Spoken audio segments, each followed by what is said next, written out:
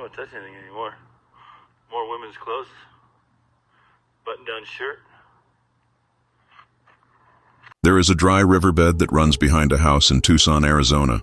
Most people in this country have never heard of it. Most people in this investigation have never walked it. It has no official designation in any press release. No law enforcement agency has named it publicly as a focal point of the search for Nancy Guthrie. But on March 28, 2026, day 56 of one of the most scrutinized missing person investigations in recent American history, an independent content creator named Jim walked into that wash on foot, covered the same ground he had covered before, and found something. Multiple items of clothing, a dark jacket, pants, more than one piece, in the same drainage channel, the same confined geographic corridor behind the home of Annie Guthrie and her husband Tomasso that had already yielded a prior find weeks earlier. The sheriff was notified. Deputies were made aware. The photographs were posted publicly. The world began paying attention. And tonight we examine exactly what that means. Not what it proves, because responsible investigation does not draw conclusions from evidence before forensic analysis establishes them, but what it means. What the geography of this wash tells us about the mystery at the center of this case. What the pattern of multiple finds in the same defined location tells investigators. What the record of the Pima County Sheriff's Department tells us about how seriously we should expect this notification to be treated, and what the larger institutional crisis now consuming that department. A no-confidence vote, a former U.S. Surgeon General calling the crime scene corrupted, a deputy arrested on kidnapping charges while this investigation is still active, tells us about the state of the only institution legally empowered to find Nancy Guthrie. This is not a routine update. This is the story of how a man with a camera and a pair of boots found something in a desert wash that official searches missed, and why the geography of that wash, directly behind the property of Nancy's daughter and son-in-law, changes the shape of every question this investigation has been asking for 58 days. Before we go any further, if you believe that cases like this one deserve serious, evidence-based, forensically grounded investigation, the kind that holds institutions accountable, follows the physical record wherever it leads, and never looks away from what the facts actually show, subscribe to Unclosed Files right now and hit the notification bell. We cover the cases that demand answers, and this case demands answers. New investigations every single week. If this wash discovery is already on your mind, hit that like button and tell me in the comments, what do you think multiple clothing finds in the same corridor behind Annie Guthrie's home tells investigators? Leave your analysis below. I read everyone. Now let's build this from the ground up. To understand why the wash behind Annie Guthrie's house matters, you have to first understand the central investigative mystery that has defined this case since its first morning. Nancy Guthrie was last seen on the evening of January 31st, 2026. Her son-in-law Tomasso drove her home from dinner at Annie's house. The garage door opened at approximately 9:48 p.m. It closed 2 minutes later. She was inside. She appeared well. She had no reason to believe that night was different from any other Saturday evening she had shared with her family for years. What happened next is the question that 58 days of investigation, 30,000 tips, a $1 million family reward, and the full resources of the FBI have not yet publicly answered. By the following morning, Nancy was gone. The back doors of her home were found standing wide open. Drops of her blood were found on the front porch. Her phone was inside. Her medication was inside. Her purse, her wallet, her vehicle, all left behind. She had no shoes on. She was wearing pajamas. She could not walk 50 yards unassisted. And there is no surveillance footage that clearly captures her leaving. No ring camera that placed her walking down a driveway or a sidewalk. No neighbor's system that caught a vehicle transporting her away from her home on Catalina Foothills Road. For 58 days, that absence has been the central puzzle of this investigation. Not just who took Nancy or why, but how. How does a person in her physical condition leave a property in the middle of the night without appearing on any of the cameras that document that neighborhood's street-level activity? The answer may be that she did not leave through the streets at all. A wash, for anyone unfamiliar with the Sonoran Desert and the residential architecture of Tucson, is a natural drainage channel. An arroyo, dry most of the year, designed by geology to carry water away from the surrounding terrain. during the intense flash flooding of monsoon season. In Tucson's residential neighborhoods, washes are embedded into the landscape in a way that is both ordinary and overlooked.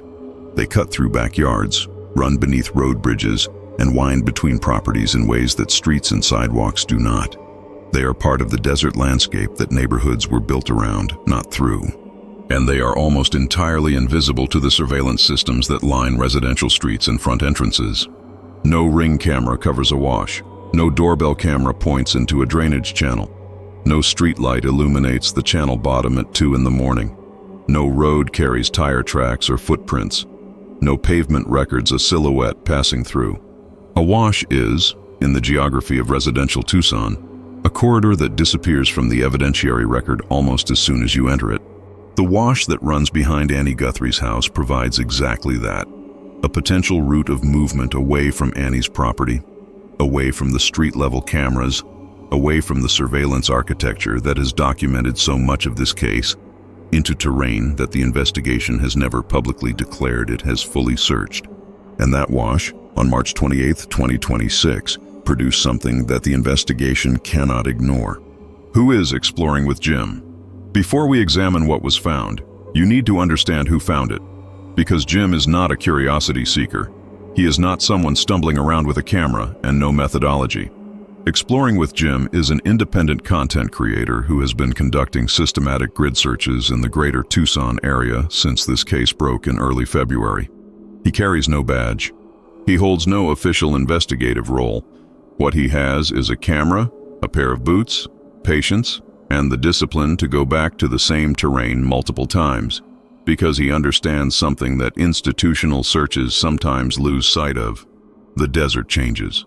Wind redistributes material. Rain uncovers things that were buried under silt. Vegetation shifts. What was invisible in a prior pass may be fully exposed in the next one. Grid searching is methodical work. You divide an area into a defined section. You walk each part of it. You document what you see. You go back. And you do not assume that because a previous pass found nothing, there is nothing to find. Jim understands that, and he went back to the wash behind Annie's house because the first pass had already told him the terrain was worth returning to. Weeks before March 28th, a pair of tan pants had been discovered in this same drainage channel, the same geographic corridor behind Annie Guthrie and Tomasso Chione's property. That prior find drew attention from the true crime community and was submitted to law enforcement. It established a data point. This wash, this specific corridor, had produced something worth examining. On March 28th, Jim returned, and the wash gave up more. Multiple items of clothing, based on the photographs that were documented and posted publicly through a verified post on X on March 28, 2026. Photographs that were taken in place before the items were moved, in the correct protocol for anyone finding potential evidence in an active missing person investigation. Those items appear to include a dark jacket and pants, multiple pieces, found in the same drainage channel that had already been searched and had already produced a prior find. Jim photographed them exactly as they were. He did not move them. He did not rearrange them. He documented them in the position in which they were discovered, and he made the call to the Pima County Sheriff's Department. The find was reported, the sheriff was notified, and the world was watching within hours.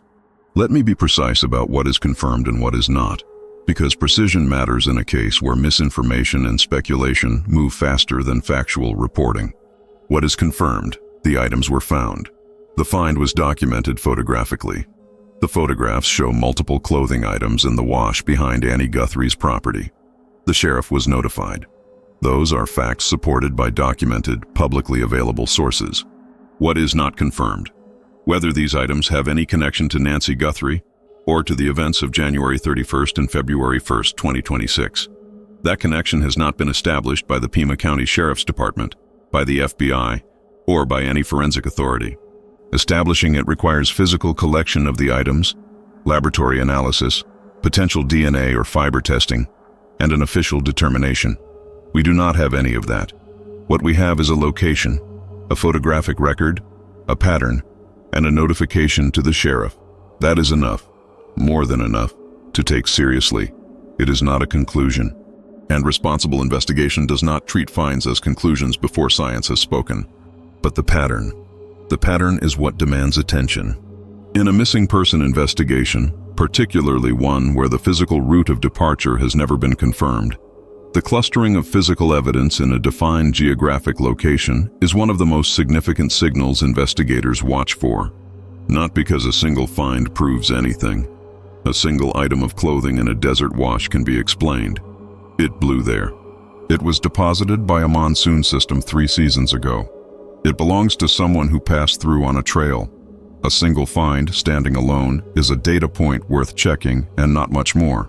But 2 separate discoveries from 2 separate dates in the same confined geographic corridor, the same drainage channel behind the same property, is a different conversation entirely.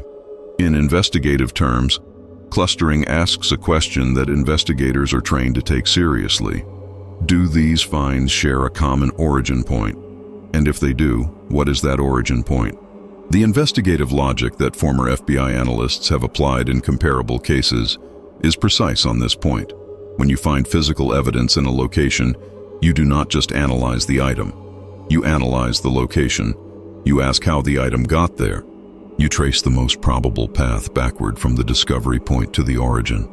In a desert wash system, items deposited from a specific property tend to move in a predictable direction, downhill, following the channel. If multiple items are found in the same stretch of that channel, the logical investigative question is whether they traveled from the same place.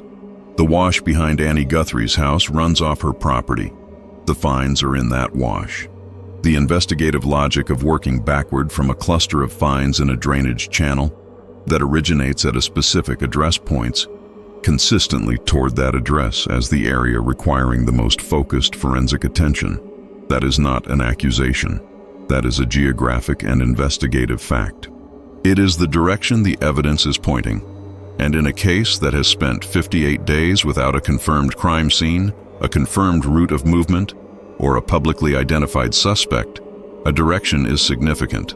Let us also address something that often comes up when community finds like this become public, because this discussion requires intellectual honesty. The question of contamination, the question of alternative explanations.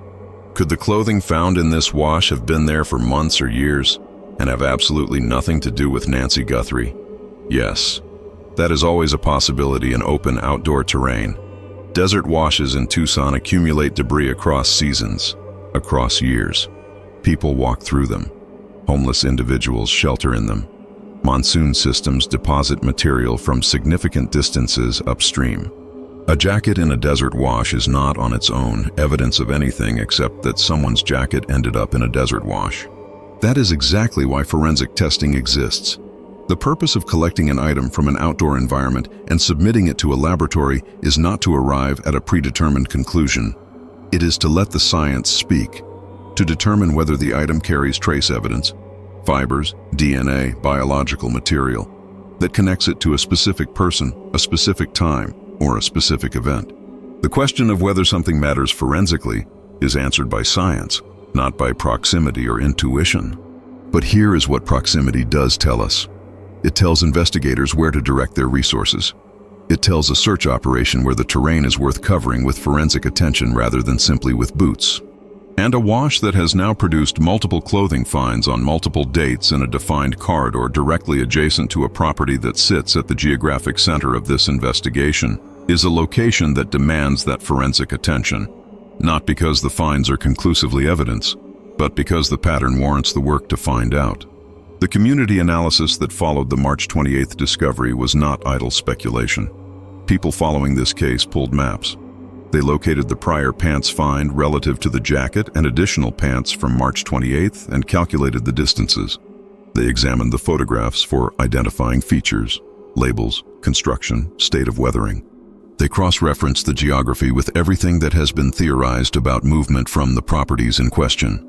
They applied investigative reasoning that was grounded in the physical record.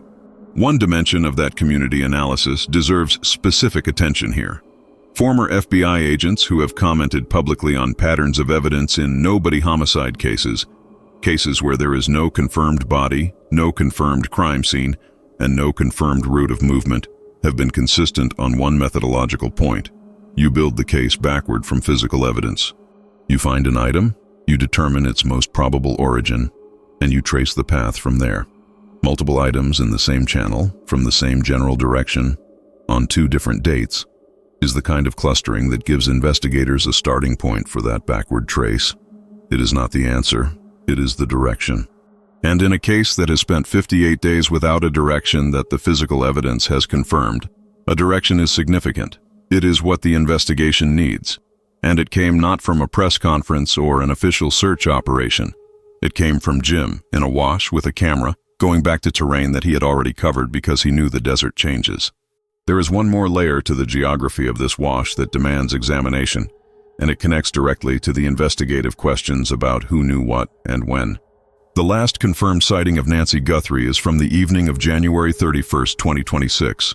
Tomasso drove her home from dinner at Annie's house. He dropped her off at approximately 9:48 p.m.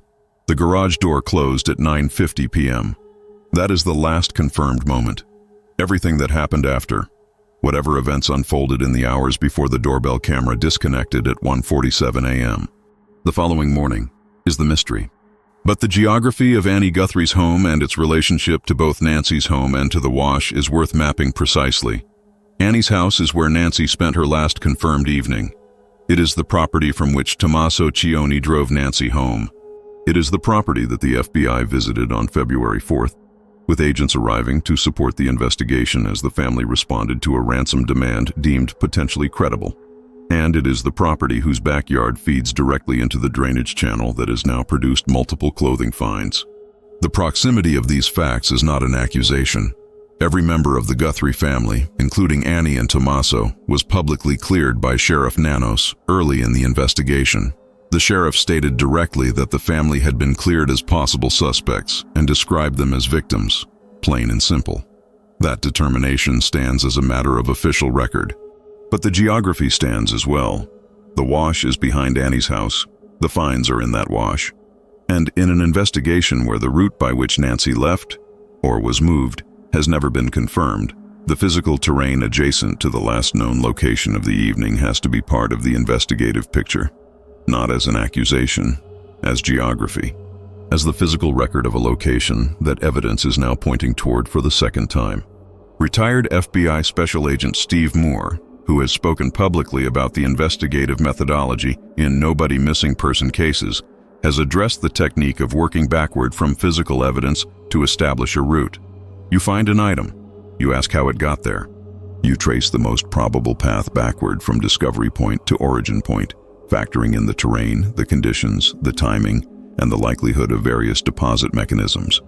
In a desert wash system, the backward trace from a cluster of finds in the same channel corridor leads consistently and geographically toward the upstream properties whose runoff feeds that channel. That is not an accusation about any specific property or any specific person. That is hydrology. That is geography. And that is the direction the investigation should now be working. Whether the Pima County Sheriff's Department has the institutional capacity to work that direction effectively, given everything happening inside its leadership structure at this exact moment, is the open question that this case cannot answer without watching what happens next. She could not walk 50 yards unassisted. Whoever took her needed to move her from inside a house to a location where she could be concealed or transported. We know there was a vehicle seen on a nearby street at 2:36 a.m. We know the blood trail on the front walkway stopped at a point consistent with where a vehicle would have been parked at Nancy's own home. But there has always been a second geography in this investigation that has sat largely unexamined in the public record. The home where Nancy spent her last confirmed evening. The home where she had dinner with her family on January 31st. The home whose backyard feeds directly into a drainage channel that now, on 2 separate occasions, has produced clothing finds. That geography is Annie's house. And the wash behind it is the one place in this investigation where the physical evidence has been clustering. The record of the Pima County Sheriff's Department now has to be examined directly, not because of bias, but because it is the documented context within which every statement that the sheriff has been notified must be understood. Let us be precise about what this department's record in this case actually looks like, because the record is documented and specific. This was the department that released the crime scene at Nancy Guthrie's home in approximately 30 hours. Dr. Peter Valentin, associate professor and department chair of forensic science at the University of New Haven, a man who has testified as a forensic expert in 7 states and in federal court, addressed that decision directly. He said he would have held that scene for as long as he possibly could. He described Nancy's case as falling into the rare category, estimated at between 5 and 10% of all cases, where forensic evidence is the primary investigative driver. In those cases, protecting the scene is not optional. The physical evidence is the only story available. Releasing it in 30 hours is not a timeline consistent with methodical forensic processing of a case of that complexity. This was the department where the camera bracket, the bracket the suspect touched when he attempted to disable the doorbell camera, was not collected for approximately 3 weeks after the crime. Biological material degrades. DNA exposed to the Tucson desert sun for 3 weeks in February is not the same biological material it would have been if collected within 24 hours. That window is gone. This was the department where a pizza delivery vehicle was photographed driving across the front lawn of an active crime scene while deputies on site did not intervene.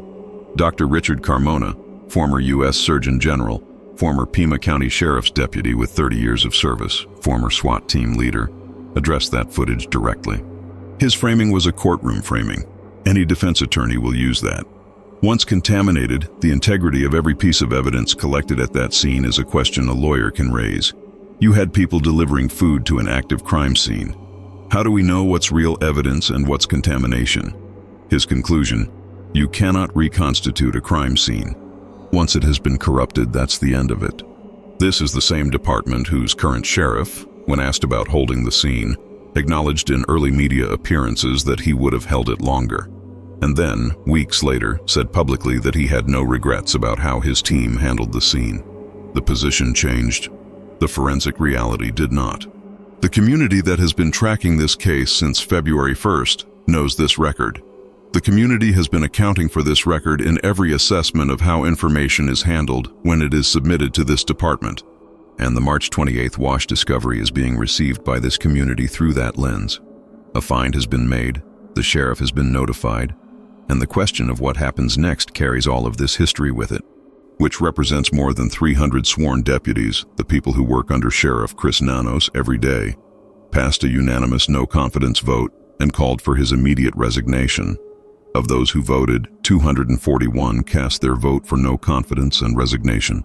Not one deputy voted in his favor, not one. The PCDO described its vote as a resounding rejection of Nanos's leadership. The vote followed reporting by the Arizona Republic that Nanos had resigned from the El Paso Police Department in 1982, 2 years earlier than listed on his public resume, to avoid termination over disciplinary issues that included excessive force, insubordination, and off-duty gambling. His department attributed the discrepancy to clerical errors. The Pima County Board of Supervisors subsequently voted unanimously to invoke a territorial-era Arizona state law, compelling Nanos to answer questions under oath, a legal mechanism that could provide a path to his removal from office. That is the institutional context within which this investigation is operating. And the crime scene assessment has come from a source whose credibility cannot be dismissed. Dr. Richard Carmona served as the 17th United States Surgeon General. Before that, he spent 30 years with the Pima County Sheriff's Department, working his way up to the rank of deputy sheriff and serving as a SWAT team leader. He knows this department. He knows its protocols. He knows what a properly managed crime scene looks like and what a compromised one looks like. On the March 27th episode of Brian Enton Investigates on News Nation, Dr. Carmona said directly that the crime scene at Nancy Guthrie's home had been corrupted, and that once a crime scene is corrupted, that is the end of it. His words were precise and devastating. You cannot reconstitute a crime scene. His specific criticism centered on the moment when Sheriff Nanos personally announced on camera that he was opening the crime scene at Nancy's home. Dr. Carmona was unequivocal. That is not something a sheriff does. It is the lead detective on site who makes that determination, after confirming that all evidence has been photographed, bagged, tagged, and properly secured. When the institutional leader steps in front of cameras and opens the scene himself, he is overriding the forensic process with the political process. And when that scene was subsequently closed again for further investigation, as Nanos did, Dr. Carmona's response was blunt. Once it has been corrupted, that's the end of it. You cannot reconstitute a crime scene. He also addressed the footage that circulated showing a pizza delivery vehicle crossing the front lawn of the active crime scene, while deputies stood nearby and did not intervene. His framing was the framing of a forensic professional who has spent decades thinking about evidence integrity in courtrooms. Any defense attorney would use that footage. Once contaminated, the integrity of every piece of evidence collected at that scene becomes a question a defense lawyer can raise. You had pizza deliveries on your crime scene.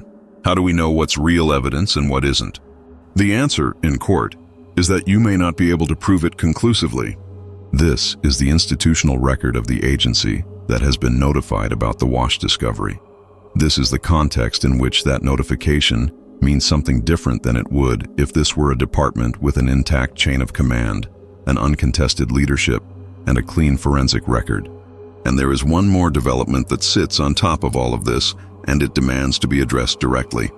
On March 26, 2026, as the Nancy Guthrie investigation entered its 8th week with no publicly identified suspect and no confirmed break, Tucson police arrested a 22-year-old Pima County Sheriff's deputy named Travis Reynolds on a kidnapping charge. The arrest was made by an outside law enforcement agency, the Tucson Police Department, rather than by the Pima County Sheriff's Department. Deputies reported to be in shock. The PCDO called it the final confirmation of a department in crisis. A deputy under the direct command of the sheriff leading the Nancy Guthrie investigation was arrested on a kidnapping charge while that investigation was actively underway. The case for which he was arrested is not publicly connected to the Guthrie investigation. But the institutional weight of that fact, a law enforcement officer from this department facing a kidnapping charge while this department is searching for a kidnapping victim, is something this community and the national media following this case cannot be expected to simply set aside. These are not parallel stories. They are part of the same institutional reality, the same department, the same leadership crisis, the same moment in which a YouTuber named Jim walked into a desert wash and found clothing that nobody from that department found first. Let us talk about what citizen investigation in this case has actually produced, because the record deserves to be stated plainly. The blood forensic analysis, the significance of the donut-shaped blood droplets, the indoor blood evidence, the implications of the pattern for how Nancy was moved. This community was discussing and analyzing that evidence with forensic precision, long before any official accounting was publicly provided. The prior pants discovery in this wash was not surfaced by a press release. It was found by an independent investigator and submitted to law enforcement. The clothing found on March 28th was not found by a sheriff's search team. It was found by Jim. There was a University of Arizona athletics label spotted in publicly available evidence footage by a community investigator who had studied the images frame by frame and was confident enough in her identification to say so publicly and submit it to authorities. That find came entirely from community analysis of footage that was publicly accessible. There was the behavioral analysis of the flashlight in the suspect's mouth as a tradesperson marker, a specific identification that the community developed from the doorbell footage and that carries real investigative implications for who the suspect might be and what kind of access he might have had to the property.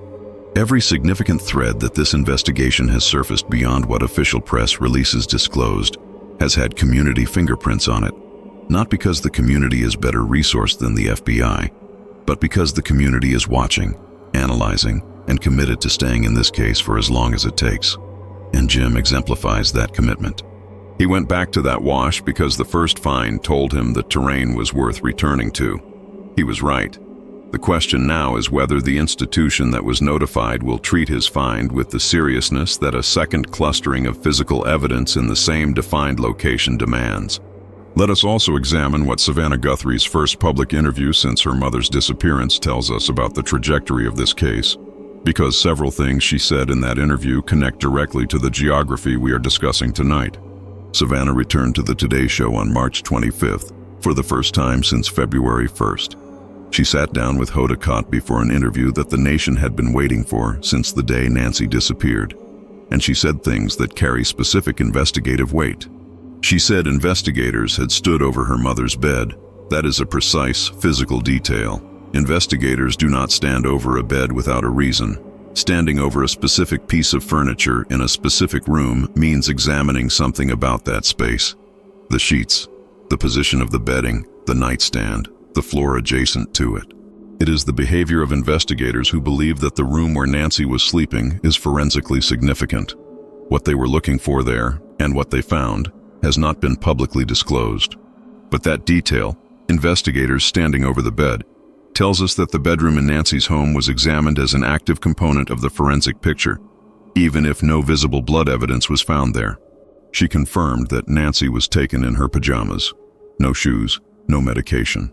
The physical condition of a person taken that way tells investigators something specific about the timing of the abduction and the urgency, or the absence of urgency, in how it was executed. A person taken from sleep in pajamas without shoes is a person who was not given time to prepare for departure. That is consistent with the blood pattern evidence. A controlled extraction, not a chaotic one, but one that happened while Nancy was still in her sleeping state. She said the family had received ransom communications that they believed were real. 2 notes in her assessment came from someone who actually had Nancy. Those notes contained information about what Nancy was wearing and about damage done inside the home, information that only someone present at the scene would have. The family responded. The deadlines passed. Communication stopped. And the case shifted from a ransom negotiation into a longer investigation with no confirmed contact from whoever has Nancy. She said her brother Cameron, a man with a career in military intelligence, trained to understand exactly these kinds of threats, knew immediately when the call came in that their mother had been kidnapped for ransom. He told Savannah directly on the phone, "I think she's been kidnapped for ransom." And Savannah asked the question that has haunted her since, "Is it because of me?" That question, whether the targeting of Nancy's home was connected to Savannah's public identity and the financial inference that connection might create, sits at the center of the motive discussion in this case. Sheriff Nanos has said publicly that investigators believe they know why this was targeted, but has declined to share that belief publicly. The operational sophistication of the abduction, the multiple surveillance visits in January, the camera disabling, the digital disruption of the neighborhood's internet architecture, points toward a motive specific and valuable enough to justify weeks of preparation. Whatever that motive is, it has not yet been publicly confirmed. What Savannah said in that interview, the institutional transparency she offered about the ransom notes being real, the family's response, the family's belief about motivation, is information that investigators coordinated with her on. Former FBI Special Agent Harry Trombitas confirmed that Savannah's public communications about this case have been coordinated with law enforcement as an investigative tool. She is not speaking spontaneously in grief. She is a journalist who understands how information moves, and her public appearances in this case have been calibrated. Which means that what she chose to say and what she chose to withhold in that interview is a map of its own kind. She said her family cannot grieve, they cannot rest, they can only ache and wonder. And she said, "I imagine her terror in the darkness every night. Those thoughts demand to be thought." Nancy Guthrie's family is living with 58 days of uncertainty that most of us cannot fully comprehend.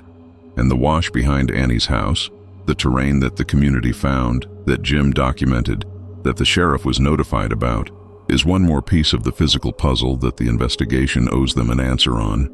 Those of us who have been following this case for 58 days have seen what happens when fines are submitted, and the public accountability for how they are handled is absent. Tips come in. Fines are reported. The community surfaces information and waits, and the public accounting of what happened to that information has been incomplete at best and absent at worst. So the questions that follow the March 28th discovery are urgent and specific. Did deputies respond to the wash? Did they physically enter the drainage channel and examine the site? Did they collect the items, bag them, label them, and enter them into the evidence chain? Did they photograph the location independently and cross-reference this find with the prior pants discovery to establish whether the clustering represents a pattern worth declaring as a primary search focus? Did they involve the FBI, which has been engaged in this case since its earliest days? None of those questions have been publicly answered. And in this investigation, the absence of a public answer is itself information. The stakes of how this find is handled are not abstract. If these items are collected, submitted for forensic analysis, and the results establish a connection to Nancy Guthrie or to the events of January 31st and February 1st, that would be the first confirmed physical evidence trail in a case that has spent 58 days without a confirmed crime scene or a confirmed route of movement. After 2 months of a case that has generated 30,000 tips, multiple credible-seeming ransom notes, the full resources of the FBI, a $1.2 million reward, and still no publicly identified suspect, a forensic connection between physical evidence in this wash and Nancy Guthrie would change the shape of this investigation permanently. If the items are collected, analyzed, and determined to have no connection to the case, that is also valuable. An investigation closes leads. It does not leave them open and unexamined in a drainage channel because officially processing them requires effort and because the sheriff's department is in the middle of an institutional crisis. And if those items are not collected, if the notification to the sheriff produces no documented, publicly accountable response, that is a story, and this community will tell it. Nancy Guthrie was taken from somewhere on the night of January 31st or in the early hours of February 1st, 2026. She was wearing pajamas, she had no shoes, she had no medication, she could not walk 50 yards unassisted. And somewhere in the terrain of Tucson, Arizona, in a wash, in a channel, in the geography that cameras do not see and roads do not record, the physical story of what happened to her is waiting to be found.